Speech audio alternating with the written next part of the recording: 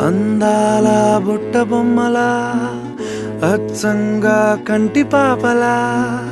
వెన్నెల్లో ఆడపిల్లలా నిన్ను తలుచుకుంది ఈడే